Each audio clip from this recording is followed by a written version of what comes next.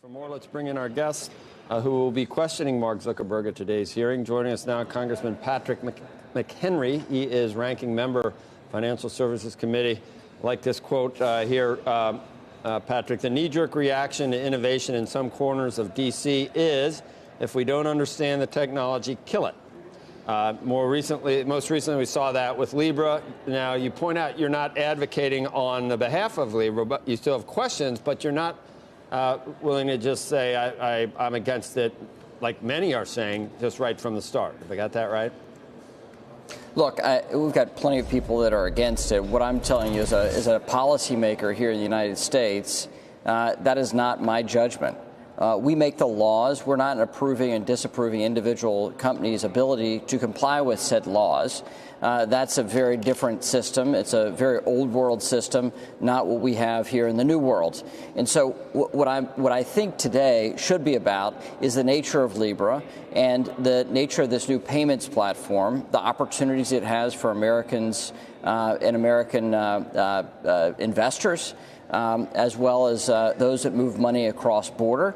I think that's what the hearing should be about. But my fear is that we now have American innovation on trial by policymakers here in Washington because they don't understand it. Yeah, and a couple of things that you point out I think are very relevant and very pertinent, and that is that you're not even sure that Libra is a cryptocurrency. You would refer to it as a stable coin rather than a cryptocurrency, and that's not the way it's perceived by most of your peers or most of the public, I think. And you'd like to get it out there exactly what Libra really is. Right. It's very different in its nature. It's a closed-off system. It uses the words and language of cryptocurrency, but uses the underlying technology of blockchain. And so there's a lot of confusion about that. If you have an open distributed ledger, it truly means no one's in control. The whole network, the whole blockchain in and of itself is the security measure. And so that's very difficult for us to understand because what we've had since the existence of human beings doing exchanges are trusted partners or trusted third parties that we have hold things for us.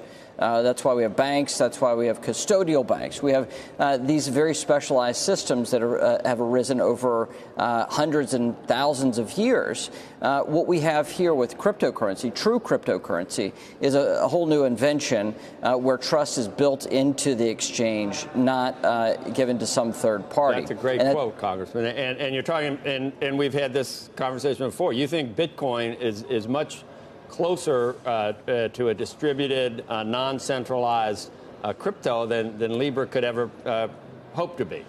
It's an original actor here. It's the Satoshi Nakamoto or whoever that may be wrote the Bitcoin white paper and outlined the nature of this. It is the original actor here. It is truly the gold standard, if you will, of cryptocurrencies. Yeah, and it's digital gold. Yeah, and it's the gold standard, as you say. No pun intended when you said that, I don't think, Congressman. Well, maybe there was, but look, it's too early in the morning for me to be too jokey. And we've kidded around, Patrick McHenry. I mean, you sound like that. And you've turned into like this libertarian, and as a result, I think you are positive. I mean, you would say that Bitcoin is already out there, and you would probably hesitate to regulate it too much at this point. Is that where you are on Bitcoin? Right. And yes, and I believe that as a policymaker here for the United States government, I believe that's in our national interest. I also think that if you look at examples around the globe, you think of the most repressive large country in the world. I think of China. China tried to cut off Bitcoin. And they couldn't do it. They have the Great Wall of China, the firewall that restricts speech in China, and they weren't able to block Bitcoin. It is deep into the nature of Bitcoin that is a trustless system. But Congressman, what I don't understand about this whole situation is right now and I know you may be on a different side of this, but it sounds like so many of your colleagues are more upset about Libra than they are about Bitcoin, which is completely baffling because Bitcoin nobody can control, as you've just outlined so very well, and Libra is actually something where there's a central command and control, and if you want to pick up the telephone, you can go figure out how you want to regulate it and deal with it that way. So what is going on here? And do your colleagues not understand what you're talking about? No, you have a big company, it's Facebook. Facebook has massive trust issues and antitrust issues at the same time. They're a deeply distrusted company right now by especially the political class on both the left and the right. And because they're a big company doing this type of innovation, you have American policymakers trying to pounce on them before they can dare innovate.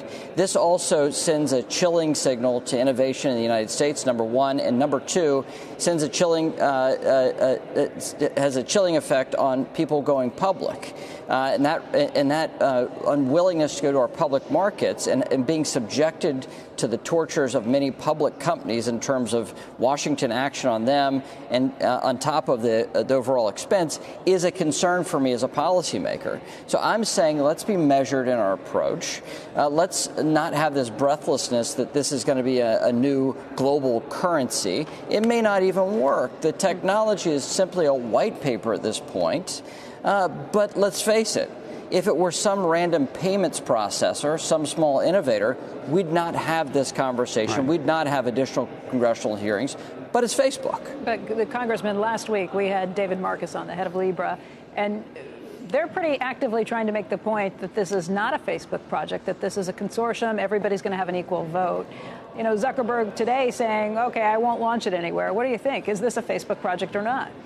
Well, it's clearly a Facebook project, and therein is one of their enormous challenges. David Marcus is still an employee of Facebook, but is the main spokesman for the Libra Association, which is supposed to be wholly distinct and separate. And so that raises a number of questions. My bigger question, though, Becky, isn't this just basically Facebook's response to Alipay? Yeah. Why doesn't Facebook go headlong into payments like their global competitors in response to Alipay? Alipay has 900 million users globally. That's a significant piece of competition that we as Americans should want American domiciled countries to export our policies, our cultural imprint of law on the globe, well, and instead we're letting the Chinese write the code. The project is based in Switzerland. How does that confuse things too? Well, that's going to be one of my one point of contention, not just for me, but for other committee members. If this is really about an American project and an American company exporting our rule of law globally, then why in the hell do it in Switzerland? And so let's drill down on that. Is it because of regulatory uncertainty here in the United States, or is there something special and distinct about the Swiss in terms of innovation that we lack here in the United States? Answer that for me. Congressman, have you taken a look at your colleague AOC's Twitter account today? No. I actually seek to have a sort of happy countenance to start my day, so I don't start my day with reading political Twitter. She writes, hypothetically, if you were, say, a member of Congress sitting on the Financial Services Committee given 5 minutes to question Mark Zuckerberg, what would you ask? She now has about 10,000 replies. I didn't know if What's the best then? What's the best for me to start up? Because I get to ask questions about 4 hours before she does. So you should go. You can go online and see if you like any. Okay. Crowdsourcing your questions. Well, it's not a bad idea because right now, I mean, if you're lower down on the dais, the difficulty is trying to find an original question. The good news is I get to ask questions second. Sadly, it's not first. Congressman, are you allowed to own Bitcoin? Do you own any Bitcoin?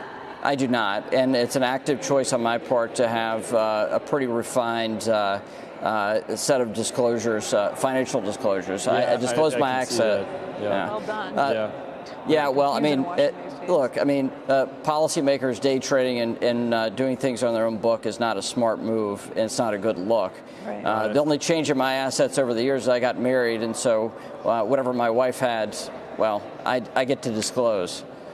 Yeah, we had... was it Foley?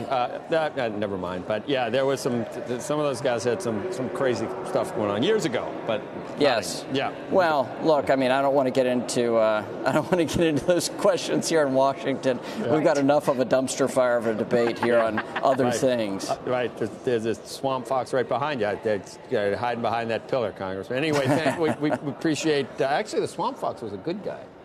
Yes, he was. Yeah. American He was. Revolution. He was from South Carolina, which in North Carolina we call the lesser of the Carolinas. But that's, neither here nor there. Rightly so, with Kiowa and Hilton Head. Down by Kiowa when we were there, you can go through some of the places where they used to hide out down there. I've been down there the last time we were at Kiowa.